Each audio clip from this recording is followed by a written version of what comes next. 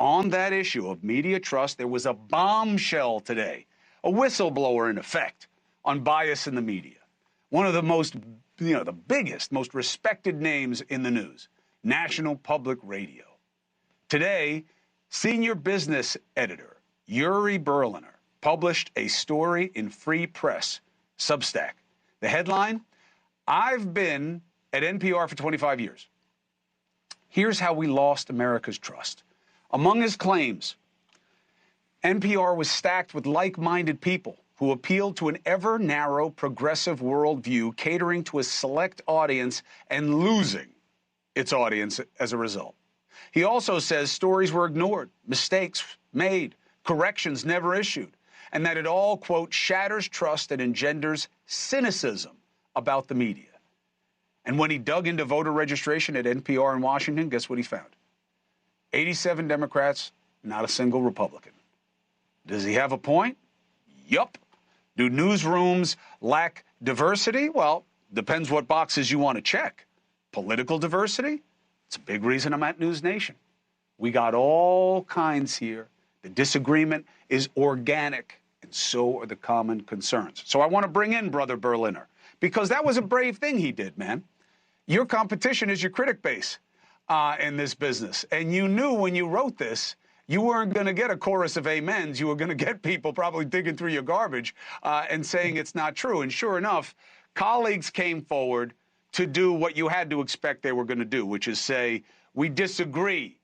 Uri's entitled to his opinion, but we disagree about the nature and quality of our reporting. What do you make of their response? What do you make of the attention? I'm not surprised by the response that, came from management and the same managers that I've been making a lot of these points about. And they're certainly entitled to that perspective. I will say I've had a lot of support from colleagues, many of them unexpected, who say they agree with me. Some of them say this confidentially, but I think there's been a lot of response saying, look, these are things that need to be addressed. We haven't. We've been too reluctant, too frightened, too timid to deal with these things. And I think that this is the right opportunity to bring it all out in the open. So for those who are sitting there saying, I knew it, NPR, those laconic lefties, with that slow delivery and just feeding us all of this, are you saying that's the truth, or are you saying it's something that has evolved? What do you want people to feel about NPR and what you feel about the media in general? I think it's evolved. I've been at NPR a long time, 25 years. You could say I'm a lifer. And it's a place I've always loved working. But when I started, there was a liberal orientation, but I think we were more guided by curiosity, open-mindedness. You talked about policy. We were kind of nerdy and really like to dig into things and understand the complexity of things. That I think that's evolved over the years into a much narrower kind of niche thinking, a group think that's really clustered around very selective progressive views that don't allow enough air, enough spaciousness to consider all kinds of perspectives. So you use some very powerful words that people kind of see as sacrosanct, whether it's, indicating bias of what people call woke these days, or political correctness or cancel culture. These are often seen as instruments of the left. One, were you worried that, I hope you saved up your money, you are a business editor, so hopefully you're good with your own investing, because they're going to kick you to the curb and nobody's going to want you, especially as a white guy, who's not 18. So what do you make of going after these sacred cows? I'm not worried. I think people want open dialogue. I think people want to have honest debates. And I think, you talked about there's a hunger for this. Most people are not locked into ideologies. And I think many people are just sick of it. And it's one of the reasons people distrust so much of the media, whether it's legacy media, whether it's conservative media.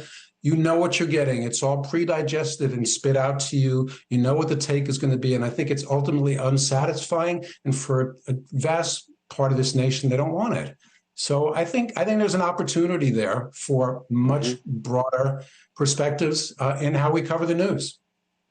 I'll tell you what, it is exactly what these cats at Nexstar sat down to talk to me about when they wanted me to come back to cable news.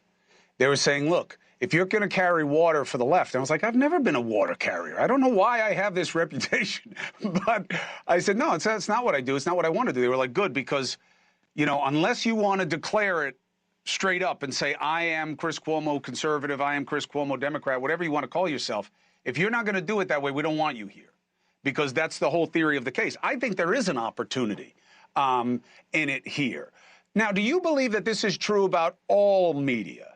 Because I don't, but I want your take on it. Do you believe that the media, anywhere you go, is go left or go home? No, I don't think so at all. And I mean, I think we're seeing a growing number of independent writers, substackers, people with podcasts, like the Free Press, where I published this story, where there's a different perspective. We could call it heterodox, politically homeless, where you don't really know what the take you're going to get. There's a lot of surprise. There's curiosity. You may not like everything you hear, but you're going to get intelligent, open-minded conversations.